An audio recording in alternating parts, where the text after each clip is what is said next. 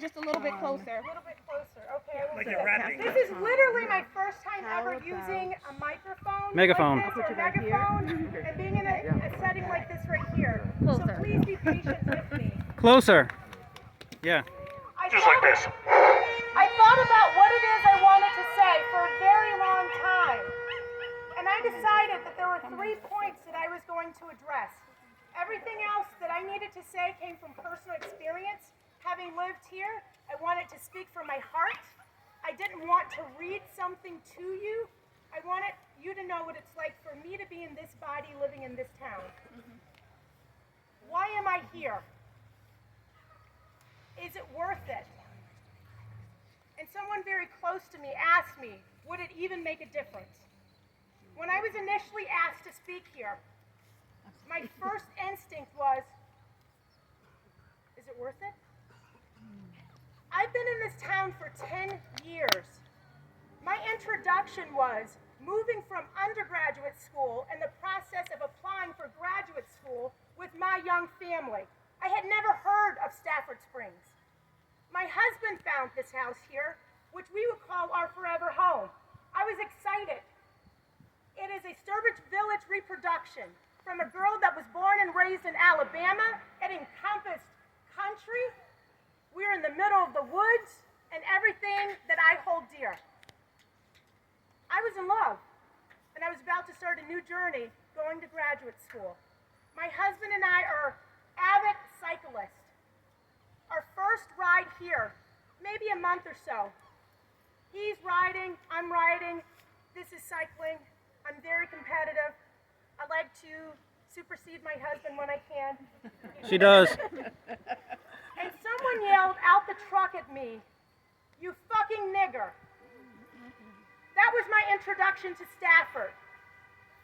I wasn't even 2 months in, and that was my introduction to Stafford.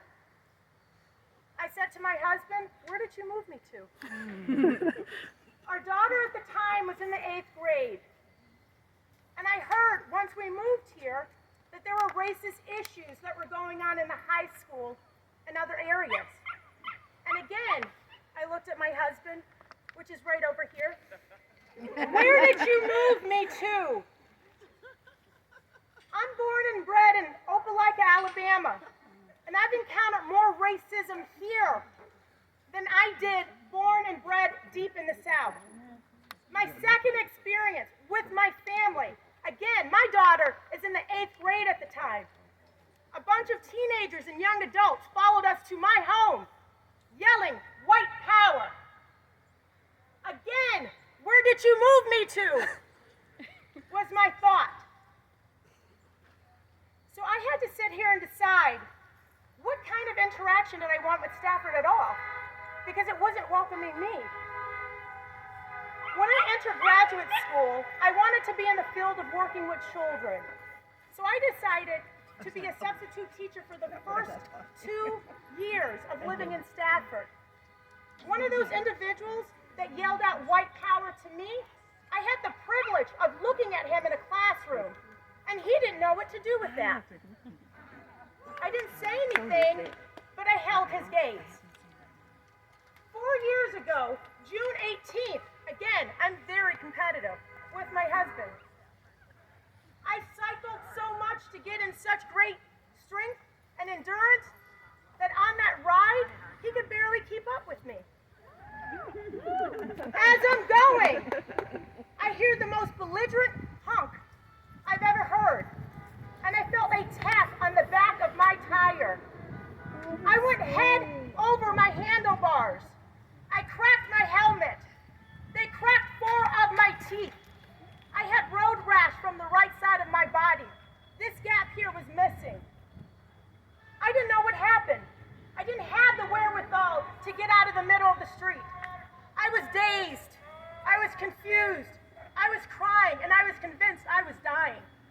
I couldn't see out of my right eye. It didn't make sense to me why I couldn't see. I thought debris hit my eye, and I was blind.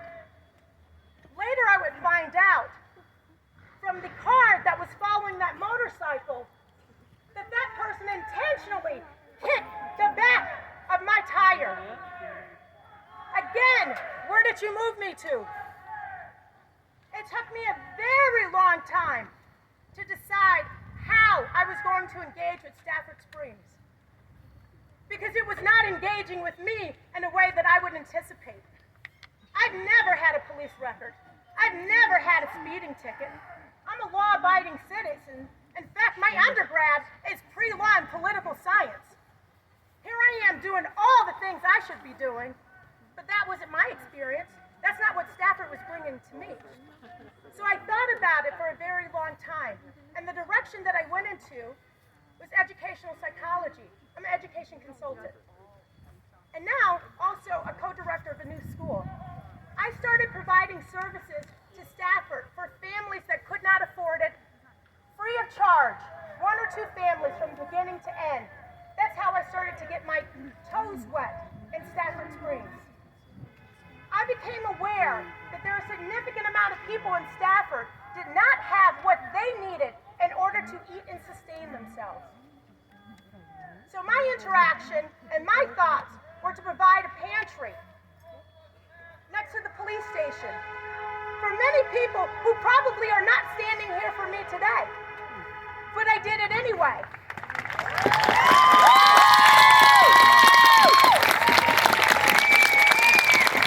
I believe if you want a change, you have to be the change that you are seeking to see in your community.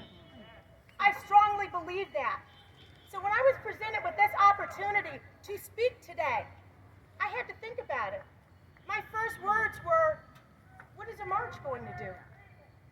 You're going to show up and you're going to go home. How does that improve my life? How does that improve the people's lives that are here? So I said I would only do a march if something positive could come out of it. So right now I formed the Stafford Springs Coalition for Diversity. I will be working with the NAACP. I will be working with the U.S. Senator Chris Murphy. I will be working with our school system, with our police department. I will be working with the state troopers. Because I believe if you want to see something different, you need to do something different.